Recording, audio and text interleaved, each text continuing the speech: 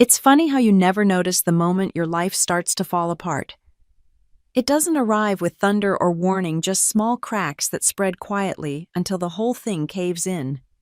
For me, it started in the conference room on the 24th floor of Caldwell Innovations. I'd spent 5 years there, late nights, skipped meals ideas, scribbled on napkins that turned into million-dollar projects. I used to believe I belonged. That day, I realized belonging had an expiration date. "Let's cut to it," my father said, pacing at the head of the table. "This department has lost efficiency. We need a change." I sat across from him, laptop open, presentation ready. My heart hammered, but I smiled, professional and steady. "I have a solution," I said, pointing to the screen. "If we integrate ethical data transparency, users will ethical transparency," he interrupted. Eyebrows raised. "Natalie, this isn't a philosophy seminar. This is business." "It's both," I said, keeping my tone calm. "If people don't trust how we use their data, they'll walk. You can't buy trust." Dylan laughed under his breath. "Or we could just stop giving away trade secrets to customers who don't understand them." My jaw tightened. "Transparency isn't giving away secrets, Dylan. It's showing integrity." Dad slammed his hand on the table. "Enough. You're not here to moralize. You're here to deliver results." "And I shot back. Project Mira increased engagement 30% last quarter. My project." He turned to Dylan. "Your brother led that rollout." My stomach twisted. "You mean the rollout I created, tested, and wrote the algorithms for? Watch your tone," he snapped. "This is a team, not a solo act." The word team felt manufactured and cold. At that moment, I understood the truth. My last name wasn't armor, it was a leash. By the end of the week, my access to company files was restricted. HR called me in for a quick meeting. The woman behind the desk looked uncomfortable, sliding a folder toward me like it was radioactive. "Your position has been eliminated," she said softly. "Eliminated," I repeated. "Not transferred." She shook her head. "The board made its decision." I didn't cry. Not there. I walked out through the glass lobby, past the Caldwell Innovations logo I'd helped design, past the employees, pretending not to stare. Outside, Seattle was gray and drizzling. The city lights blurred through my tears, and I realized I hadn't even taken my parking pass. When I reached my car, I sat for a long time staring at my hands. They didn't look any different, but something invisible had changed, something fundamental. I wasn't an employee anymore. I wasn't even a daughter. I was an outsider. That night, Dylan called. Not to comfort me, just to twist the knife. "You could have played it smarter, Nat," he said. "Dad gave you a chance, but you had to push your ideas. You don't win by challenging him. You win by obedience, right? By strategy," he said. "You don't walk into a lion's den waving a red flag. Then maybe the lion shouldn't eat its own." I hung up before he could reply. For weeks, I lived off severance pay and freelance gigs that barely covered rent. Recruiters stopped returning my emails once they realized my last name. Nobody wanted to hire the disgraced daughter of Caldwell Innovations. One afternoon, I ran into an old coworker at a coffee shop. He smiled awkwardly. "Heard you're taking time off." Something like that. He hesitated. "For what it's worth, everyone knew you were right about the transparency model. The board just, well, your dad didn't like being challenged." "Yeah," I said, stirring my coffee. "That's kind of his thing." When he left, I sat there for an hour, staring out the window as rain streaked down the glass. Somewhere inside, I decided I'd never beg to be let back in. But determination doesn't silence doubt. There were nights when my confidence cracked. I'd wake up at 2 in the morning replaying his words, "You're not here to moralize. You're here to deliver results." Maybe he was right. Maybe I'd been naive, thinking integrity could survive in business. Still, something in me refused to surrender. I started working again, small freelance AI audits for local startups. Nothing glamorous, but it paid enough to keep me afloat. One client, a small fintech firm, rejected my invoice after I finished the project. "We can't afford to pay right now," they said. "Exposure should be enough." Exposure. That word burned. the same word Dad had used once when talking about interns. Exposure builds character, he'd said. That night I walked down to the waterfront, the city's reflection trembling on the black water. The air smelled of salt and diesel, and I whispered to myself, "You are not done." By winter, I was down to my last $1,000. My apartment leaked whenever it rained, but my mind wouldn't stop working. I filled notebooks with sketches, diagrams, algorithms, blueprints for a new kind of AI, one that couldn't be manipulated by greed or power. One that didn't serve the system, it served the people inside it. I called it Lumos Light in the Dark. It was just an idea, fragile and uncertain, but it was mine. One evening, while searching for mentorship opportunities, I found a listing for a local hackathon. The prize was small, $10,000 and an investor introduction, but it felt like oxygen. I stayed up 3 nights coding the prototype. When I finally presented it, my voice shook, but my logic didn't. Afterward, a man with messy hair and tired eyes approached me. "I'm Eli Turner," he said. "Your pitch, Lumos? It's different. You're not selling control. You're selling clarity." "That's the point," I said. He smiled. "I want in." I didn't know then that Eli would become my partner, my ally. Maybe the only person who ever saw Lumos not as a product, but as a promise. We started meeting in cafes, trading ideas, building code, dreaming bigger than our budget allowed. Still, every time I thought of Dad, I remembered that conference room, the way his voice cut through mine. He thought he'd ended my career that day. He didn't realize he'd started my revolution.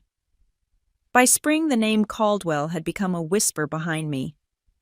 But sometimes late at night when my computer hummed and the world was silent, I'd look at the Lumos logo glowing on my screen and think, this is what falling looks like. Not collapse. Transformation. My father cleared his throat the way he always did before saying something cruel he'd later call honest. The clinking of silverware froze mid-air. Mom's hand hovered over the wine bottle. "Natalie," he said, his voice steady, almost rehearsed. "We're not your bank anymore. You're on your own." The sentence hit harder than I expected, though maybe I should have seen it coming. He said it so casually, like he was reading the weather report, not cutting me off from the life I'd known since birth. Across the table, my brother Dylan smirked into his glass of Merlot. Mom didn't say a word. She just looked down at her plate of roasted chicken, her gaze fixed intently on the parsley garnish, deliberately avoiding all eye contact. Outside, the Seattle rain beat against the dining room windows, a soft rhythm that almost masked the sound of my world splitting open. "Excuse me?" I said finally, forcing my voice not to shake. Dad leaned back in his chair, folding his napkin with surgical precision. "You heard me. You're 30. You've been coasting long enough. Caldwell Innovations isn't a charity, and I'm not here to fund your, what is it this month, freelance coding, a project. It's not a project," I said. "It's a platform. An AI tool for—" He cut me off with a flick of his hand. "You can pitch that to your investors." "Oh, wait." He smiled thinly. "You don't have any." The silence afterward was suffocating. Even the grandfather clock in the corner seemed to pause between ticks. Dylan leaned forward, that same smug grin I'd hated since we were kids. "Nat, don't take it so hard. Dad's just trying to help you wake up. Maybe if you'd stayed at the company instead of playing mad scientist, you'd have a salary instead of a sob story." My jaw tightened. "You mean the company where you take credit for everyone else's work?" He shrugged the way people do when the truth doesn't matter to them. Dad's gaze cut between us. "Enough. You made your choice, Natalie. You walked out. Don't come running back when it doesn't work out." Mom shifted uncomfortably, her bracelets jingling. Thomas, she started, but he silenced her with one look. I stared at the man who taught me how to ride a bike, the man whose voice had once been the sound of safety. "You always said family takes care of its own." His reply was cold, final. "Until family becomes the problem." I don't remember leaving the table. I remember the sound of my chair scraping against the polished floor, the smell of rosemary and butter turning sour in my throat, and the way Dylan's laugh followed me down the hall like smoke. Outside, the rain had turned into a downpour. I stood under the porch light, trembling not from the cold, but from the realization that I'd been erased from their world. I wasn't Natalie Caldwell, daughter of the great Thomas Caldwell. I was just Natalie, unfunded, unemployed, and uninvited. That night I drove back to my tiny apartment in Tacoma. My reflection in the rearview mirror didn't look like failure.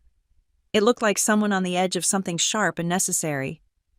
I spent hours pacing, replaying every word. We're not your bank anymore. It wasn't just rejection, it was liberation disguised as cruelty. Maybe he was right. Maybe I needed to stop asking permission. I sat down at my old desk, the one I'd bought secondhand off Craigslist, and opened my laptop. The screen flickered to life, the glow soft but defiant. I opened a blank document and typed 2 words, Project Lumos.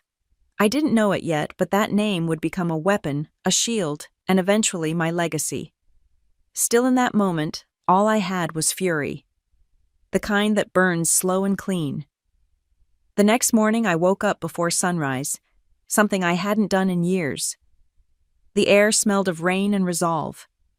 I brewed a cheap cup of coffee, pulled my hair into a messy bun, and began writing the framework for what would become Lumos's first prototype in AI that used data transparency to empower small businesses.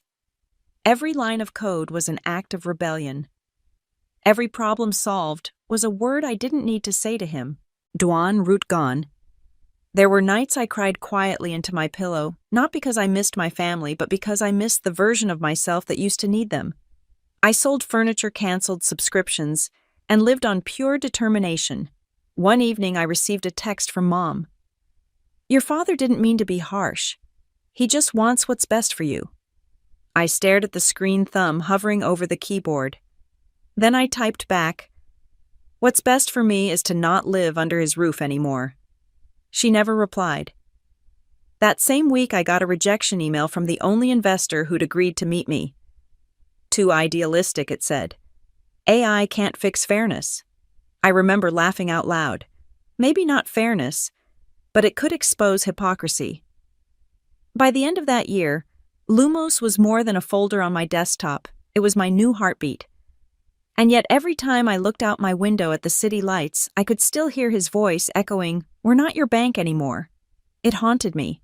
It fueled me. It reminded me that no one was coming to save me, so I might as well save myself.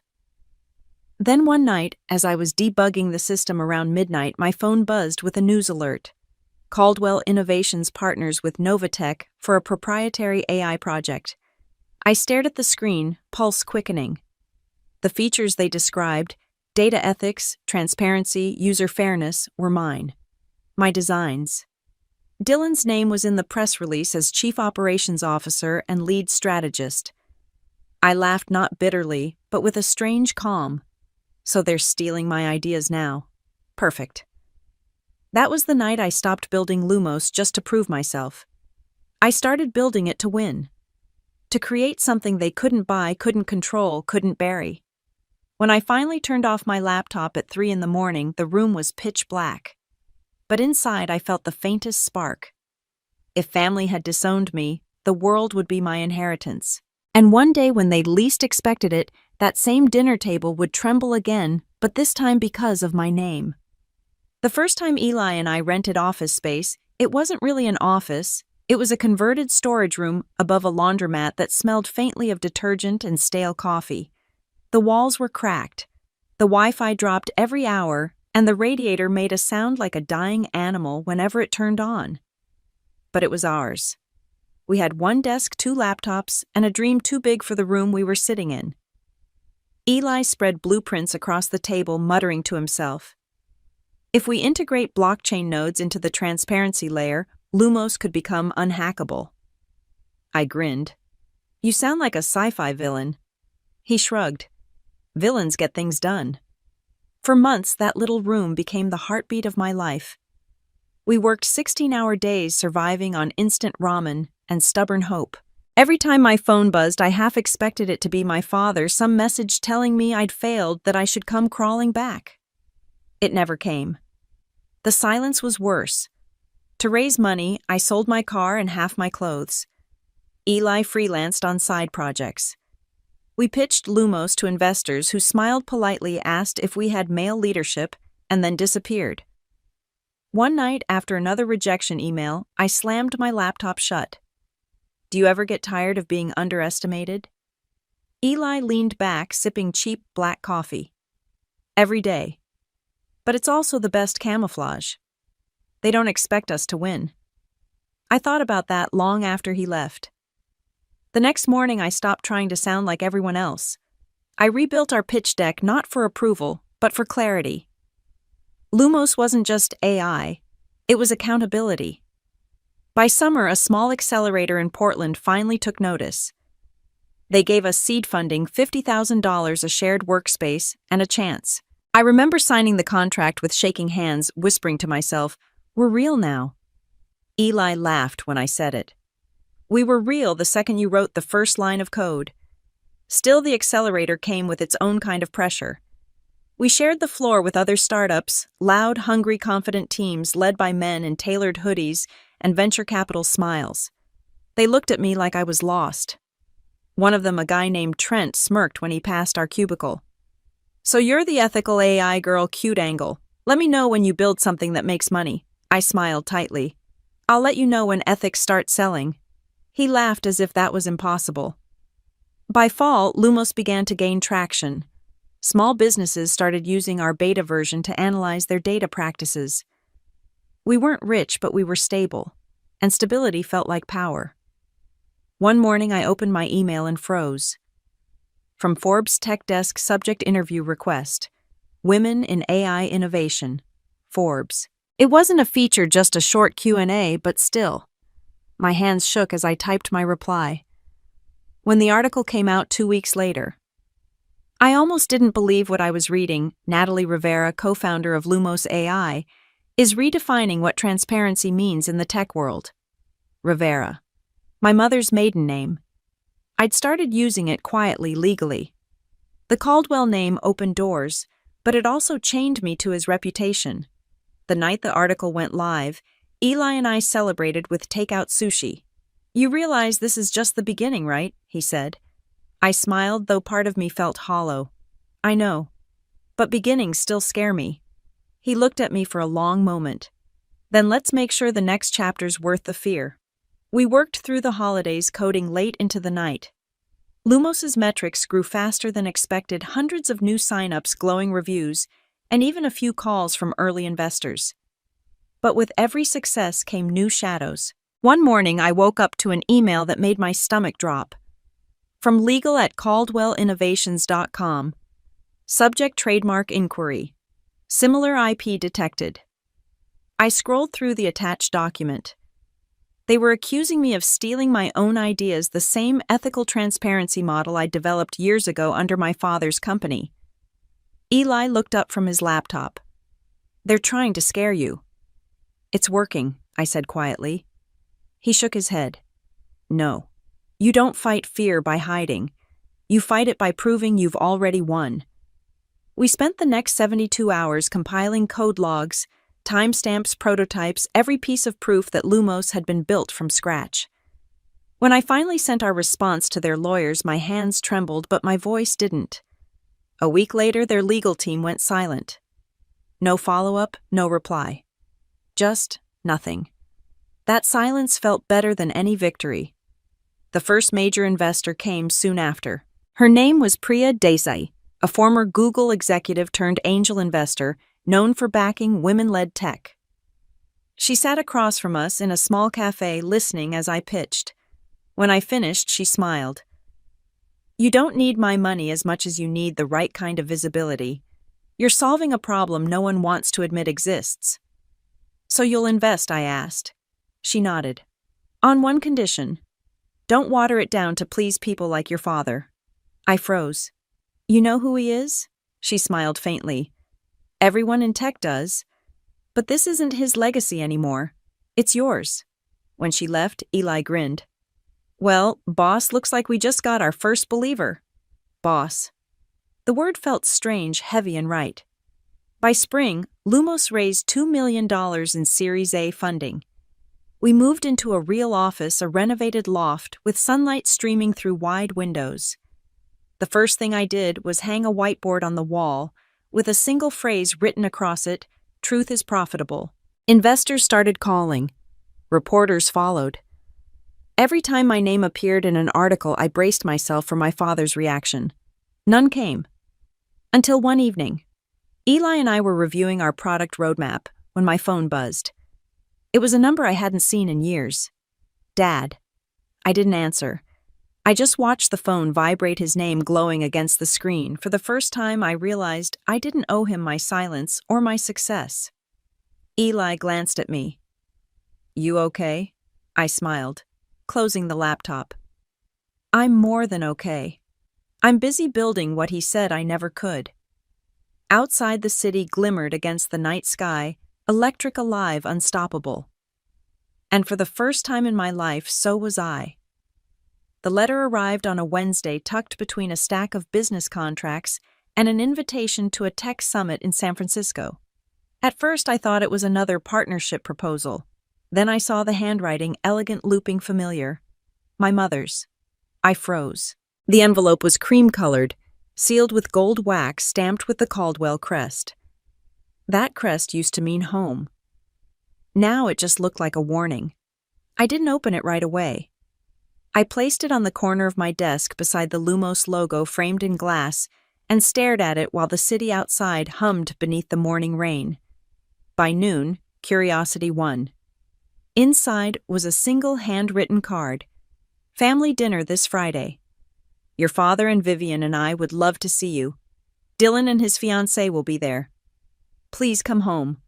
Home. The word stung more than I expected. 5 years. That's how long it had been since I'd walked out of that house. Since Dad told me I wasn't worth the space I took at his table. Since he said he wasn't at my bank anymore. Now suddenly they wanted me back for dinner. I sat in silence for a long time, staring at those words until they blurred. Then I laughed under my breath. "Of course," I whispered. "Now that Forbes calls me a CEO, suddenly I'm worth feeding." Eli walked in holding 2 coffees. "You okay? You look like you've seen a ghost." "Worse," I said, handing him the card. He read it, whistled softly. "Wow, that's bold. After what they did, I know." He studied me.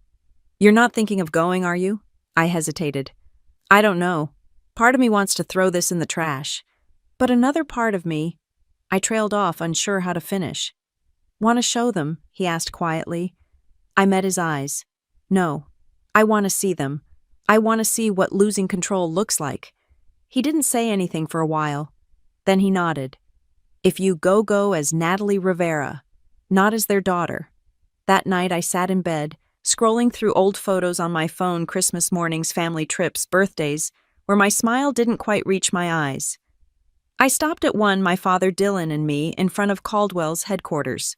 I was 25, holding the project report that would later get me fired. Dad's hand rested on my shoulder in the photo. I could still hear his voice that day.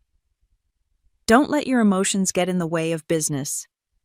I'd built an empire out of that sentence. When Friday came, I didn't tell anyone except Eli. He texted that morning, "Remember, they're not the ones feeding you anymore." I smiled at the screen. Then I dressed carefully, a simple black dress, no jewelry except a small gold pendant my mother had given me years ago. I didn't need to look rich. I just needed to look untouchable. The Caldwell mansion sat high above Bellevue, its long driveway lined with maple trees, now stripped bare by winter. When the gates opened automatically, I almost turned around. But the car kept moving, slow and steady. Maria, the housekeeper, met me at the door. She looked older, her hair streaked with gray, but her eyes softened when she saw me. "Miss Natalie," she whispered, emotion trembling in her voice. "You came." "Of course," I said, managing a smile. "You still make the best coffee in Washington?" She chuckled quietly. "Always." Then her expression shifted. "Be kind, but not too kind." "Yes," I nodded. "You always knew." The house smelled the same: roasted apples, cinnamon, expensive furniture polish. Every step across the polished stone floor echoed memories I didn't ask for. They were waiting in the dining room. Mom stood first, surprise flickering across her face before she composed it into a soft smile. "Natalie, darling, you look beautiful." "Thanks, Mom." Dad rose slowly, adjusting his cufflinks like a man preparing for a negotiation. "You look successful," he said. "Occupational hazard," I replied lightly. Dylan smirked from his seat, his fiancée, a tall brunette with diamond earrings, watching me like I was an exotic animal. "Well, if it isn't the prodigal CEO." "Careful," I said, taking my seat. I bite. The laughter that followed was too rehearsed to be real. Dinner began with polite conversation. Mom asked about Lumos. Dad commented on market volatility. Dylan bragged about his recent promotion at Caldwell Innovations. So Dad said, finally slicing into his steak, "You're really doing this AI thing on your own." Impressive, though I can't imagine it's sustainable. "Why not?" I asked. He smiled thinly. "Because good intentions don't pay dividends. Business is about control." I set my fork down. "Maybe that's why your company's stock has dropped 15% this quarter." The room went still. Dylan's jaw tightened. Mom's smile froze. Dad's voice lowered. "You still like to test boundaries, I see. Only the ones that deserve testing." He tilted his head, studying me like I was a stock he couldn't predict. "You've changed." "Not really," I said. "You just stopped looking." For a moment, no one spoke. The only sound was the faint clinking of silverware and the fireplace crackling in the corner. Then Mom exhaled softly. "Let's not turn dinner into a debate. It's Christmas soon. We're just happy you're here." Her tone was gentle pleading, the kind she used to use when trying to keep the peace between us. I smiled faintly. "I'm happy to be here too. For now." As the meal went on, small talk filled the gaps. But underneath it all was a current, unspoken electric. I could feel my father measuring me, trying to find the cracks. He wouldn't. When dessert arrived, Mom's baked apple pie, the same recipe she'd made every Christmas, I almost laughed. Some traditions never die, even when love does. Then, just as Mom was pouring wine, my phone buzzed. I almost ignored it, but something made me glance down. From Forbes' tech desk. "Congratulations. You've been selected for our Youngest CEOs in America feature. Estimated net worth $20 billion. Please confirm for publication." The room was silent, but somehow they felt the shift. Dad looked up. "Something wrong?" I slid the phone face down on the table, my pulse steady. "Not at all." Mom tilted her head. "You're smiling." "Just business," I said softly. "Always business." I caught Maria watching from the doorway, her expression knowing. For the first time that evening, I felt completely calm. They thought this dinner was a test of forgiveness, but they didn't realize this was the prelude to their education. And class was about to begin. The air in the dining room felt heavy, saturated with unspoken tension. The grand chandelier above the dining table looked heavy, casting light that felt intense and surgical over the polished silver. It didn't feel like ambiance.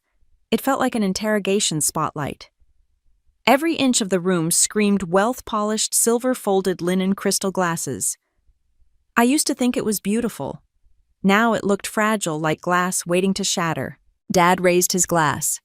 To family, he said, his voice rich and steady, the same one he used to command boardrooms. To legacy. Mom smiled, soft and tight. Dylan echoed him with a toast of his own. To keep the Caldwell name on top. Their glasses clinked. I didn't raise mine. I just stared at the flicker of the candles and said quietly, "And to those who learn to stand without it." The pause was sharp enough to cut. Dylan's fiancée Lila blinked as if unsure she'd heard correctly. Dad lowered his glass. "Careful, Natalie. That sounds like resentment." I smiled. "You'd recognize it if it were." A small laugh from Dylan. "You've gotten bolder. Or just less afraid." He leaned forward, elbows on the table. Funny coming from someone who used to hide behind Dad's name. I looked him dead in the eye. "And now it's the one thing slowing you down." The tension thickened, almost tangible. Mom cleared her throat. "Let's not ruin dinner. It's Christmas soon. We should be grateful we're together." Together, I repeated softly. That's a generous word for people who only gather when Forbes sends a reporter. Her smile faltered, but she didn't answer. Dad shifted in his chair, voice cool but brittle. You're still angry. I'm not angry, I said. I'm just done pretending I owe anyone silence. He tilted his head, studying me like I was a stock he couldn't predict. You think success erases history? I think it rewrites it. For a moment he said nothing. Then he smiled, that corporate hollow kind of smile. Let me guess. You've built something you believe will change the world, until it collapses under idealism. You mean like Caldwell Innovations? I asked. Dylan's fork hit his plate with a sharp clang. You've been reading reports, haven't you? I always read about failing family businesses. It's a hobby. Mom exhaled, voice thin. Natalie, please. But I couldn't stop now. Years of humiliation, dismissal, betrayal. They were all here, sitting neatly folded beside the napkins. You fired me, I said, looking straight at my father. You told me I wasn't management material. You said failure builds character. You were right. It built mine. He didn't flinch, but his jaw tightened. You're still the same child who can't take criticism. I took it, I said. I just turned it into a company worth $20 billion. The silence that followed was thick and alive. Somewhere outside, wind pressed against the windows, rattling the glass. Mom's hand froze mid-air. The wine glass tilted. Then crash. She hadn't been able to hold it. Red wine, thick and dark, spilled across the pristine white tablecloth, spreading out like a wound that instantly stained the silk. No one moved. Dad's face was drained of color. Dylan's mouth hung open. I folded my napkin neatly. You were saying something about idealism collapsing. The chandelier light caught the edge of my smile. Dad's voice came low, uneven. This is absurd. It's public, I said. Go ahead, check the Forbes homepage. Dylan fumbled for his phone. His fiancée leaned over his shoulder, gasping. Oh my God, she whispered. She's not kidding. Dad stood up his chair, scraping the floor. You did this to embarrass me. No, I said softly. You did that when you called me a burden. I just learned how to turn humiliation into equity. Mom rose slowly, eyes glassy. Natalie, sweetheart, please. Don't, I interrupted. You watched him tear me apart. You called it discipline. You told me one day I'd thank him. Tears welled in her eyes. And now you're proving him wrong. No, I said.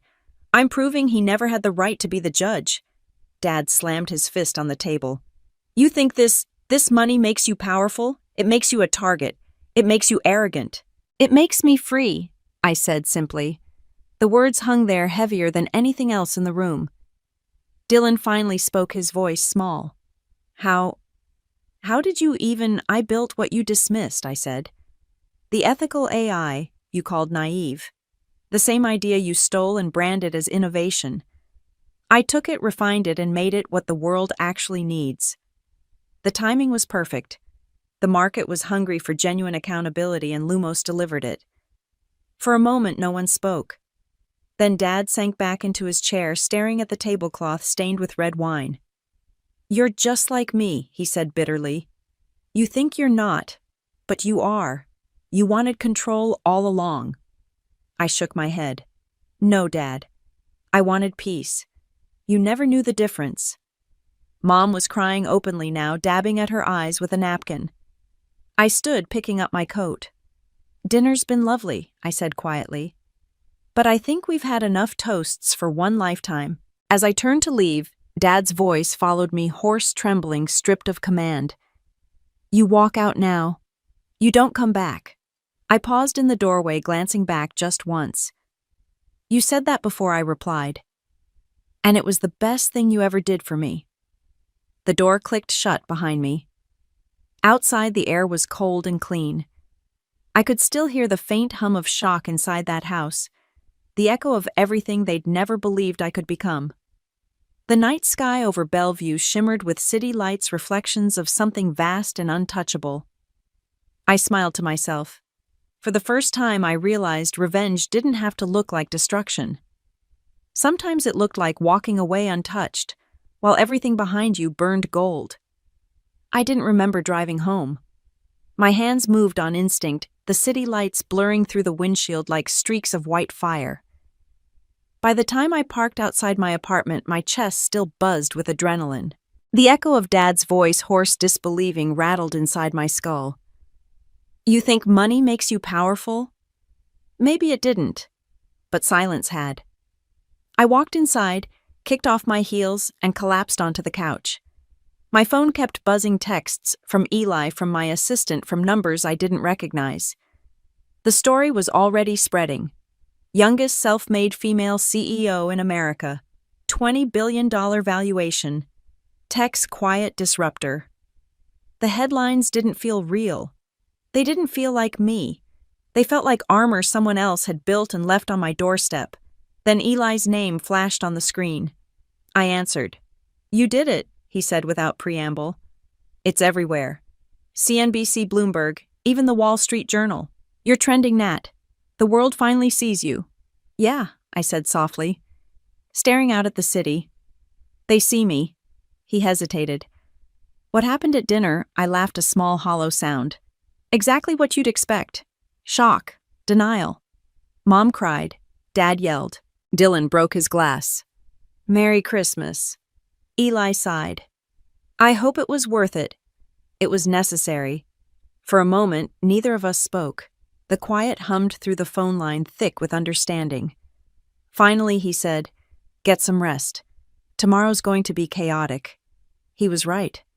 The next morning, my inbox looked like an avalanche: reporters, investors, conference invitations, talk show requests. My assistant Clara had left 7 voicemails. I barely had time to sip my coffee before she burst through the office door. "Okay," she said breathlessly. "Your life officially changed overnight." I smiled faintly. "That's what they all say." "No, really," she insisted, flipping open her tablet. "You're number 2 on Forbes' trending list. The valuation for Lumos jumped 6% overnight." And she looked up, eyes wide. Thomas Caldwell issued a statement. My heartbeat quickened. "What kind of statement?" she scrolled. "Caldwell Innovations congratulates Ms. Rivera on her success and contributions to the tech industry." That's it. That's it. I sat back. The words looked polite, harmless, except I could hear the ice behind them. The same tone he'd used in boardrooms to dismiss competitors before buying them out.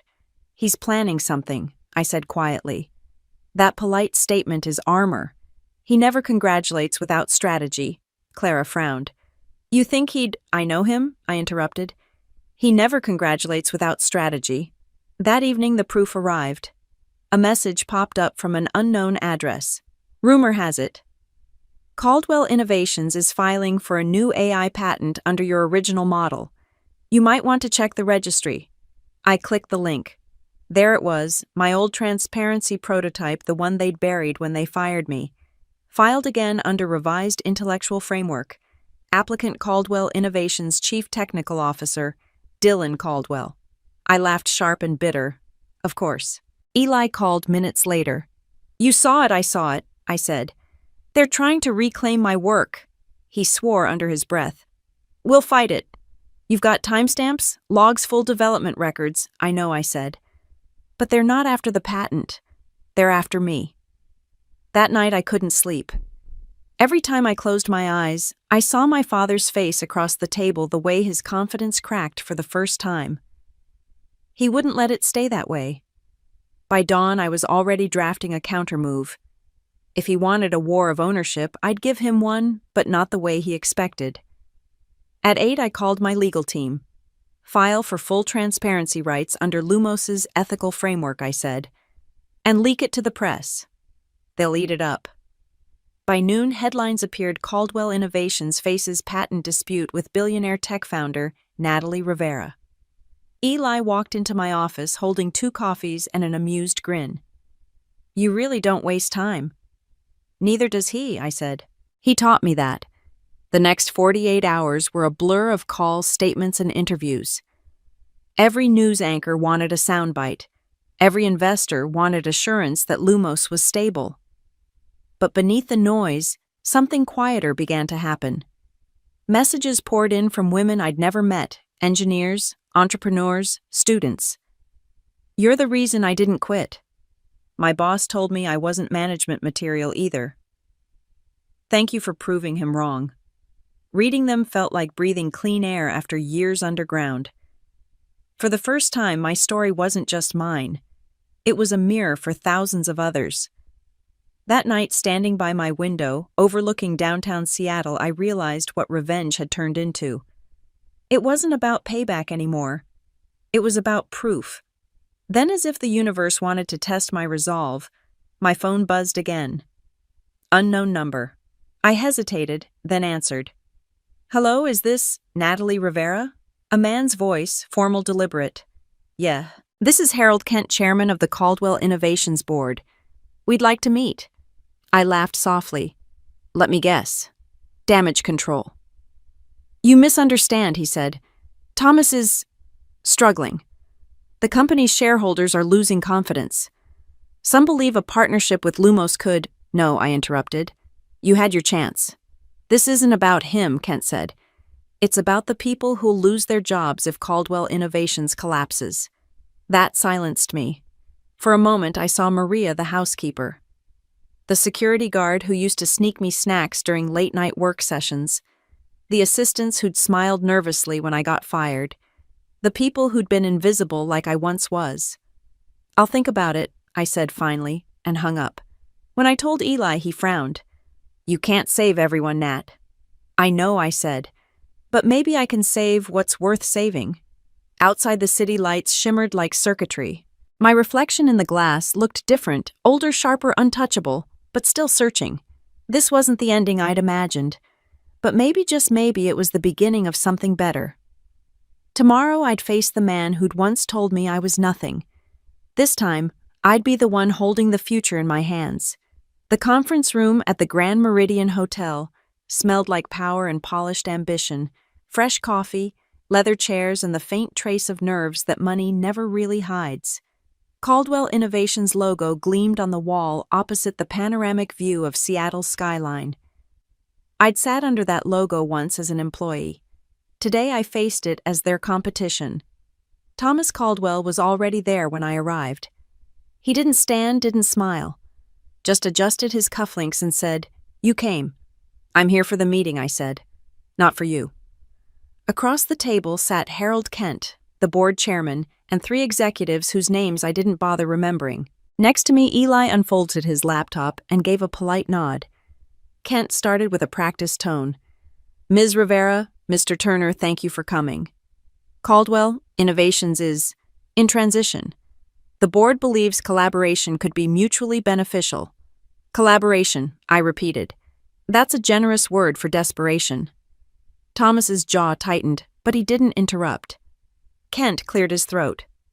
"To be direct, we'd like to acquire Lumos. You'd retain full creative control, of course, and we'd provide infrastructure funding and market access. Together, we could revolutionize the AI landscape." I leaned back in my chair, crossing my arms. "And what would you call that revolution exactly? The one where you buy out the daughter you disowned?" Silence. Eli glanced at me, expression unreadable. Kent hesitated. "Ms. Rivera, this isn't personal." "It's entirely personal," I said.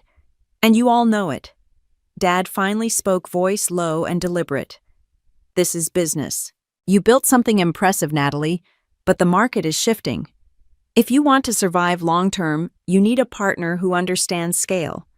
"You mean a partner who knows how to take credit," I said. He ignored that. "We're offering $2 billion in equity and shared leadership. It's more than fair." I laughed softly. $2 billion for a $20 billion company. That's not an offer. That's an attempt to buy back control of a rocket ship with pocket change. One of the executives coughed. Another glanced nervously at Thomas, who was struggling to hold his composure. Eli slid a folder across the table. "For context," he said smoothly, "Lumos's Q4 projections exceed $10 billion in new contracts. If we merged, Caldwell Innovations would actually drag us down." Kent frowned. "You don't have to be adversarial, Mr. Turner." "I'm not," Eli said. "I'm being factual." I looked directly at my father. You taught me that numbers don't lie. They just expose. For a moment, something flickered behind his eyes. Recognition, maybe even respect, but it vanished quickly. You're enjoying this, aren't you? He said. Enjoying it, I said quietly. No, but I'm not apologizing for surviving. The room went still again. Outside the glass walls, the city glimmered under a gray morning sky. I could almost hear the hum of traffic below the rhythm of people moving forward while we sat here stuck in the past. Dad straightened. The offer stands, but if you turn it down, you'll make an enemy out of Caldwell Innovations. You already did that years ago, I said. Kent shifted uncomfortably. Perhaps we should. No, Dad said sharply, cutting him off. She wants honesty? Fine. You're talented, Natalie, but you're reckless. You don't understand politics. The moment you fall out of favor with investors, you'll be finished. And when that happens, no one will save you. I stood. You're right, no one will. And that's exactly why I'll win. Eli rose beside me, gathering his laptop. The meeting's over, he said. But as we turned to leave, Dad's voice stopped me. Natalie! I paused, hand on the door. He looked older suddenly, the lines around his eyes deeper than I remembered. You really think you can do this alone? I met his gaze. I already have. And then I walked out. Outside the boardroom, the corridor felt colder.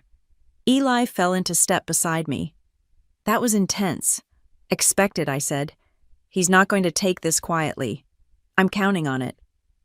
By the time we reached the elevator, my phone was buzzing again, calls, emails, news alerts. Word was spreading fast. Caldwell Innovations had tried to buy Lumos. Lumos had said no. The market reacted instantly. Caldwell's shares slipped another 5% by evening. Ours climbed 3%. Later that night, as I sat in my apartment with a glass of wine, my phone buzzed again. This time it wasn't a journalist or investor. It was Mom. Her message was short. He's not well. He won't say it, but he's shaken. Please, just be careful. I stared at the words until the screen dimmed. Then I called Eli. Tomorrow, I said, we launch the Open Data Initiative. Full transparency mode. He hesitated. You sure that'll expose every corporate model we've partnered with, including I know? That's the point. Nat, that's nuclear. I took a slow breath. Good. It's time someone saw what real ethics look like. The next day, the world changed again. Lumos went live with its new public transparency platform, an open access model showing how every major tech company handled data privacy and algorithmic bias. The internet exploded. Users flooded social media with shock, outrage, admiration. Caldwell. Innovations numbers were among the worst. By sunset, regulators were calling for audits. News anchors debated whether Lumos had just sparked the biggest tech reckoning of the decade. Eli sat across from me in our office, scrolling through the chaos. You realize this is going to destroy them. I watched the headlines scroll across the monitors. Lumos shines light on corporate corruption. Caldwell AI ethics under fire. I whispered almost to myself, no. I'm not destroying them. I'm just holding up the mirror. And for the first time in years, I felt the smallest flicker of peace. It wasn't vengeance. It was vindication. But somewhere deep inside, a quieter voice whispered something I didn't want to admit. This wasn't over. It was only the beginning of their fall. And maybe mine too. The headlines were still burning when I walked into the Lumos headquarters the next morning. Every screen in the lobby was flashing versions of my name. Natalie Rivera exposes the industry. Lumos breaks the silence. The CEO who dared to tell the truth. Employees looked up from their desks as I passed some smiling, others anxious. The company was alive with adrenaline and uncertainty, the air thick with the hum of something irreversible. Clara ran up, tablet in hand, face pale. We've had over 3 million downloads of the transparency dashboard in 12 hours. Half the Fortune 500 just froze their AI operations. Caldwell's stock is down 30% since the market opened. I stopped walking. 30? She nodded. And it's not just them. Regulators are already circling. The SEC wants statements. The Department of Commerce called twice. Behind her, Eli appeared from the elevator, his tie loose and his expression grim. "You've created a movement," he said. "Now everyone wants to know who the villain is." "Let them decide," I said. "They already have. Caldwell's board is panicking. Thomas is blaming you publicly." He handed me his phone. On the screen was a live clip from a news broadcast. My father stood behind a podium flanked by reporters, his voice calm but edged with fury. "Miss Rivera's actions are reckless and misleading," he said. "She's weaponized data to attack former colleagues and destabilize trust in technology itself. I built Caldwell Innovations to push humanity forward, not tear it apart." I handed the phone back. "He's spinning it like a patriot speech." "Classic." Eli crossed his arms. "And it's working. Public sentiment's split. Some think you're a hero. Others think you're a cyber anarchist." I smiled faintly. "Good. They're supposed to argue." But inside I felt something heavier. The kind of exhaustion that comes after winning a battle you didn't actually want to fight. By noon the chaos had tripled. The Lumos server crashed twice under traffic spikes. Investors demanded emergency meetings. Journalists camped outside our headquarters. I managed to steal 10 minutes alone in my office. The skyline outside glowed cold and sharp through the window, and for the first time in years, I wished I could call my mother without it being about damage control. The thought barely formed before my phone buzzed and her name appeared on the screen. I froze for a second, then answered, "Mom." Her voice trembled. "You need to stop this, Natalie." "Stop what?" "The truth. This isn't true anymore, it's war. Do you know what you're doing to your father?" I let out a long breath. "Do you know what he did to me?" "That was business," she said weakly. "He thought he was protecting you from disappointment. By firing me in front of a boardroom full of men," I said. "By erasing my work and calling it incompetence." There was a long silence. Then she whispered, "He's breaking Natalie. He won't say it, but I see it. Please, just talk to him before this destroys everything." "Everything's already destroyed," I said quietly. I just made sure people could see the rubble. When the call ended, I sat in silence.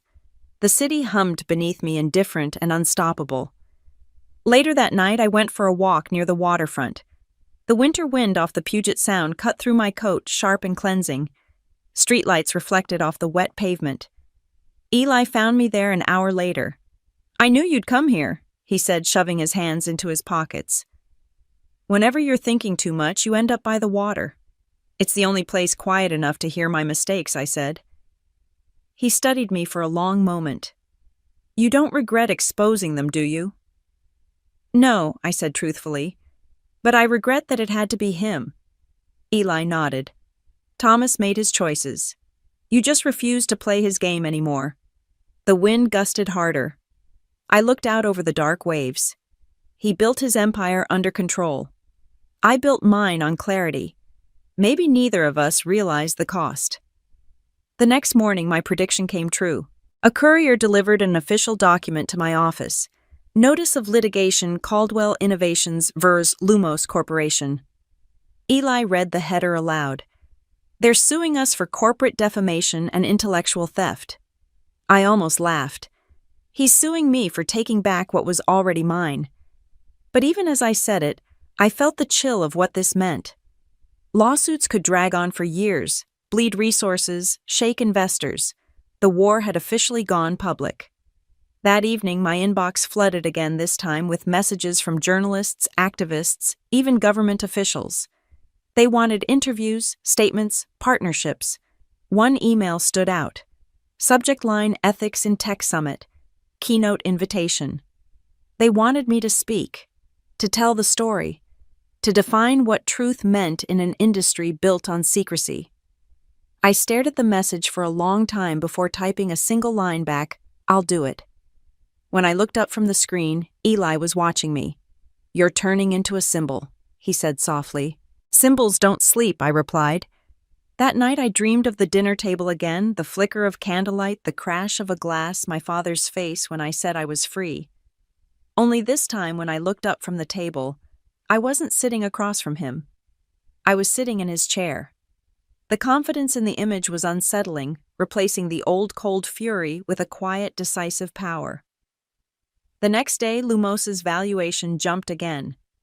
The markets were calling it the Rivera effect. And all I could think was how fragile even power could feel when it was built on truth. Because truth, no matter how bright, always burns someone. And this time, I wasn't sure who would catch fire first. The ballroom was silent except for the faint buzz of cameras. Spotlights cut across the stage, catching the shimmer of the Ethics in Tech Summit banner behind me. I'd stood in front of thousands of people before, investors, journalists, engineers, but never like this. Never as the person expected to defend the truth that had set an empire on fire. As I adjusted the mic, I caught my reflection on the giant screen above, composed, confident, untouchable. Inside my heart was a live wire. 5 years ago, I was told I didn't belong in the room where decisions were made. Today, that same room is asking for advice on how to rebuild. A soft murmur rippled through the crowd. Somewhere in the front row, I saw Eli nod slightly. My mother had come to, sitting 2 seats behind him, her hands folded tightly in her lap. I continued, letting my voice steady. We built technology faster than we built ethics. We valued data more than dignity.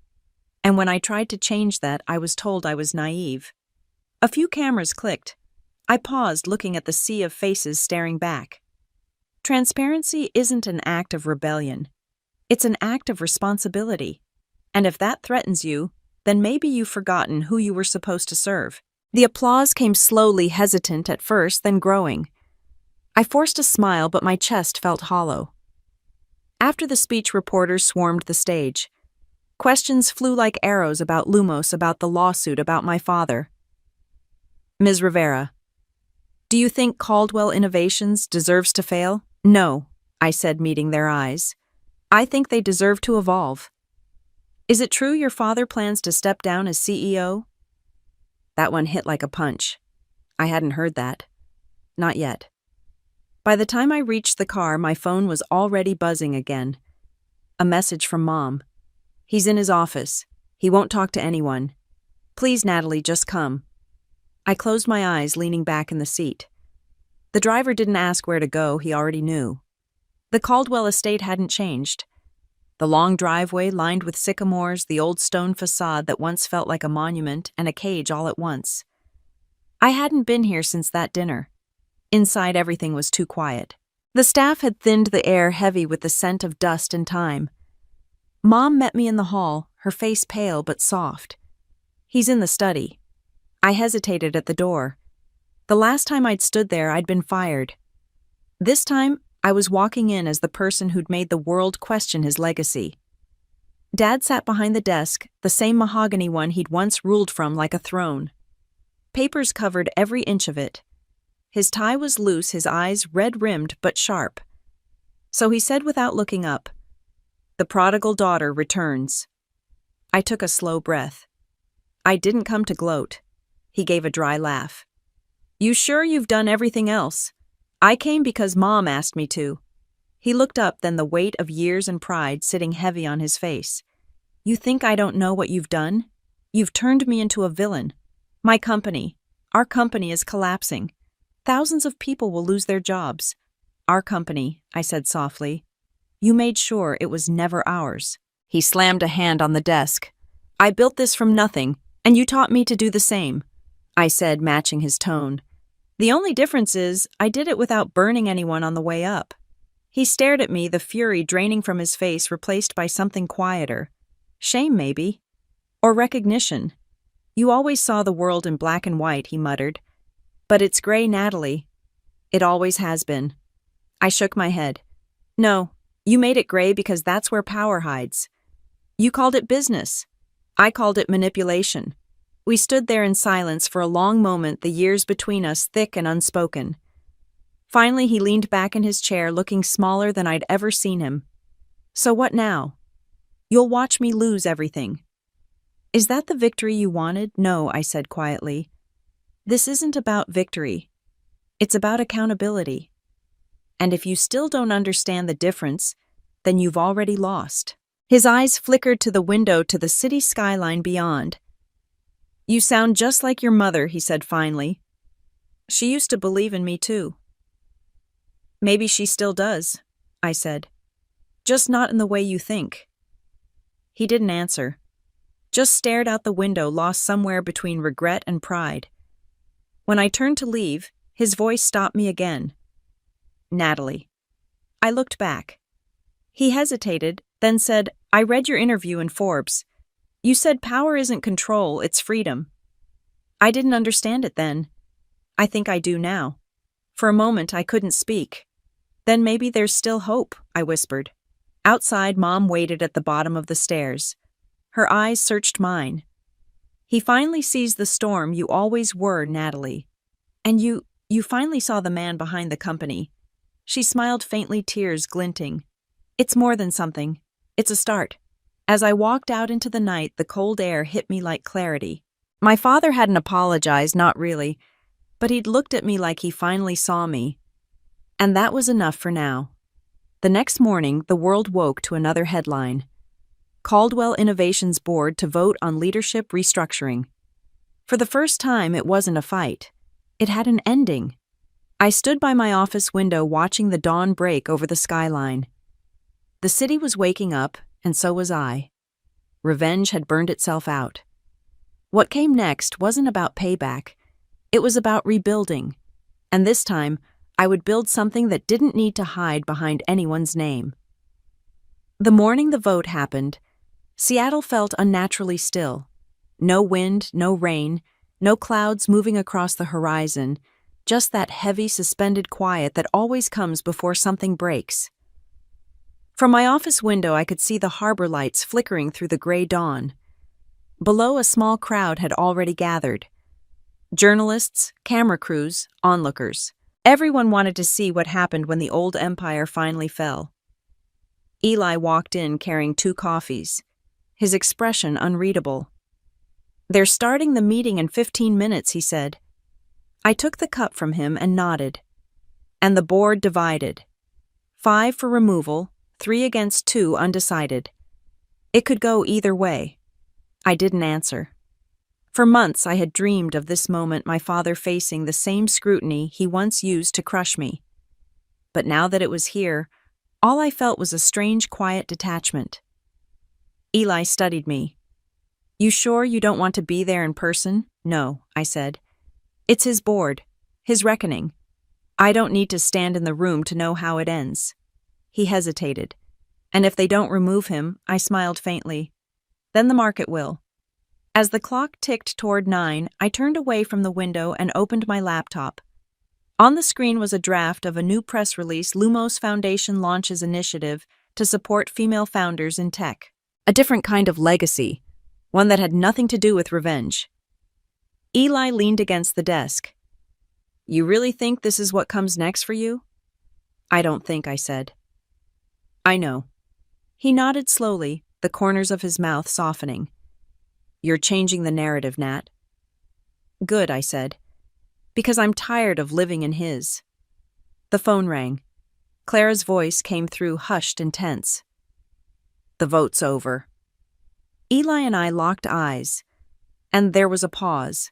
Then it passed. "He's out." For a moment, the words didn't register. My heart didn't leap, my breath didn't catch. It was quieter than that. A slow, steady exhale of something I'd been holding for years. "Who replaces him?" I asked. "Interim CEO is Harold Kent," Clara said. "But there's more." The board issued a public statement thanking him for his years of service and contributions to innovation. They're calling it a graceful transition. I almost laughed. "Graceful? That's generous." Eli crossed his arms. "So that's it. It's over." I looked out the window again. "No," I said softly. "It's the start of something else." Later that afternoon, I drove to my mother's house. The gate opened automatically, though I hadn't told her I was coming. When she saw me standing at the door, she didn't speak, just wrapped her arms around me and held on like she was afraid I might disappear. Inside, the fire was burning low. Dad was sitting by the window, a cup of untouched coffee cooling beside him. The man who'd once filled boardrooms with authority now looked human, fragile. He didn't look up when I entered. "I suppose you heard." "I did," I said.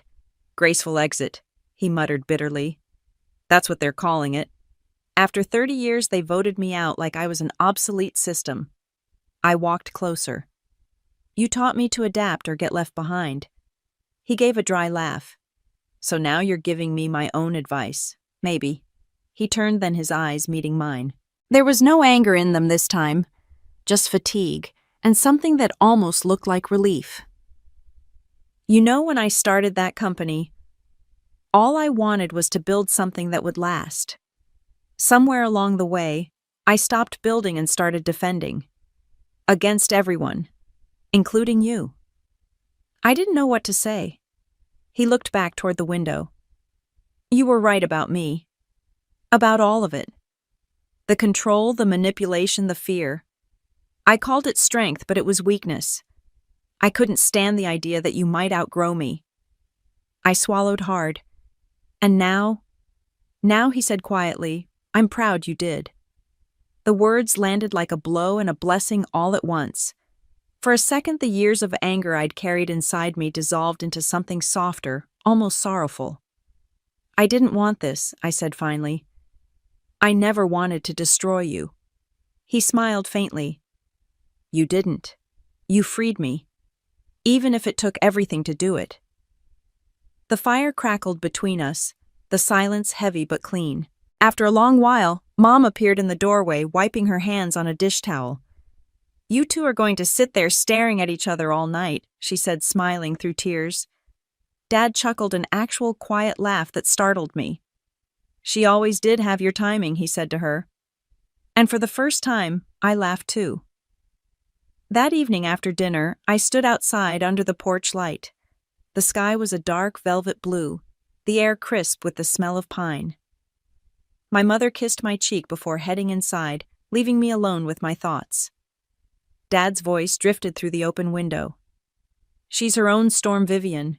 You can't stop her. You just hope she's blowing in the right direction." The words made me smile. When I returned to my apartment later, my phone buzzed again, another email, another headline. "Caldwell Innovations under new leadership. Lumos CEO to keynote at UN Tech Ethics Forum." The world kept spinning louder and faster than ever, but for once I didn't feel the need to chase it. I poured a glass of water, sat by the window, and looked at the city below, the same city where I'd once walked out of a building in tears, convinced my life was over. Now it pulsed with light, alive with possibility. I thought of the girl I used to be, the one who thought success meant validation, the one who measured her worth by someone else's approval. She was gone. What remained was quieter, stronger. My phone buzzed one last time. A text from Eli. "We did it. He's out. The industry's already shifting because of Lumos. Proud of you, Nat." I typed back, "It's not about who's out. It's about what comes next." He replied instantly, "Then what comes next?" I looked out at the skyline. Somewhere out there, teams were coding through the night, founders were dreaming, systems were breaking and being rebuilt. Change, I texted back. Real change. And for the first time in years, I meant it. I wasn't fighting anyone anymore, not my father, not the past, not even myself. I was building. And this time, it wasn't for revenge. It was for everything that came after. The night before the UN Tech Ethics Forum, I couldn't sleep. The city outside my window shimmered like circuitry, bright, alive, restless. I lay in bed, staring at the ceiling, listening to the quiet hum of my apartment, thinking about everything that had brought me here. 5 years ago, I was fired by my own family. Tonight, I was preparing to stand in front of world leaders and talk about integrity and innovation. The irony wasn't lost on me. At 5 a.m, I gave up on sleep-brewed coffee and opened my notes for the speech. It wasn't polished yet. I'd written and rewritten it half a dozen times, but it never felt right. Too cold, too distant. It sounded like something my father would have said, measured, impressive, but hollow. I deleted the entire opening paragraph. Then I started over. By the time the sun rose over the Puget Sound, the words had finally found me. Honest, imperfect, humans. Eli called, just as I was slipping into my blazer. Cars waiting downstairs, he said. I smiled faintly. You sound nervous. I'm not, he said, though his tone betrayed him. You're about to speak to the people who decide how the world runs, Nat. That's not exactly small talk. Then it's about time someone told them something real, I said. The conference hall in Geneva was all glass and polished stone, filled with the quiet murmurs of translators, delegates, and press. 1,000 faces turned as I stepped onto the stage lights glaring against the polished floor. My hands didn't shake this time. 5 years ago, I began. I sat in a meeting where I was told that failure would build character, assuming I could afford to keep learning. That was the day I realized most people in power aren't afraid of failure. They're afraid of accountability. A ripple went through the audience. I paused long enough for the silence to settle. Technology moves faster than morality, I continued. And somewhere along the way, we decided efficiency mattered more than empathy. I'm here to say that if innovation doesn't serve humanity, it's not progress, it's vanity. From the corner of my eye, I saw cameras flashing, pens moving, but I wasn't talking to them. I was talking to that younger version of myself, the girl sitting in a cold conference room, watching her father call her unfit for leadership. I built Lumos because I wanted to prove something I admitted. Not to investors or critics, but to myself that power doesn't have to be corrupt. That transparency can be profitable. That integrity isn't weakness.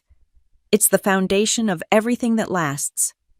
The applause started slowly and then swelled, echoing through the hall like a pulse. When it faded, I closed with the line that had carried me through every sleepless night. Forgive the people who tried to define your limits. They gave you a map of everywhere you're not supposed to stop.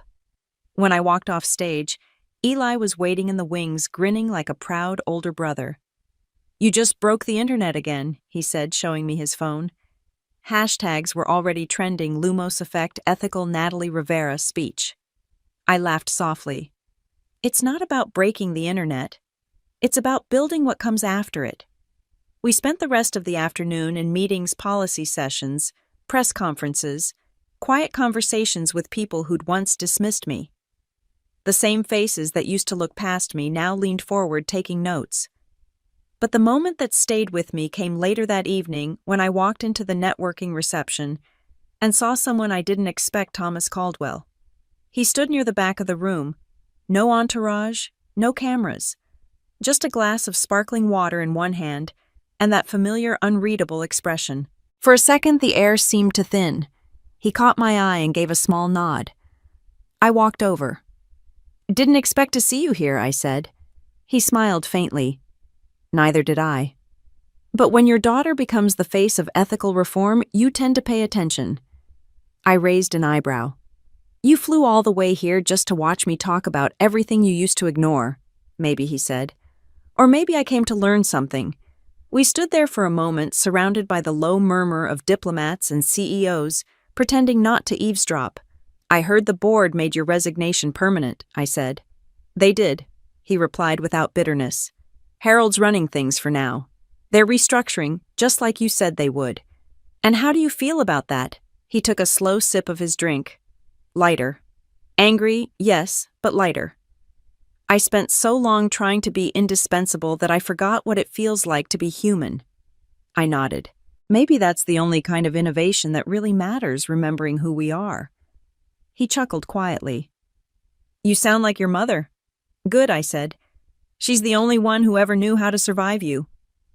For the first time, he smiled, a real one, tired but genuine. You were always stronger than I wanted to admit. Not stronger, I said softly. Just done being afraid. He looked at me for a long moment, then said, I'm proud of you, Natalie. The words didn't erase the years of silence, the wounds, or the humiliation, but they reached somewhere deeper.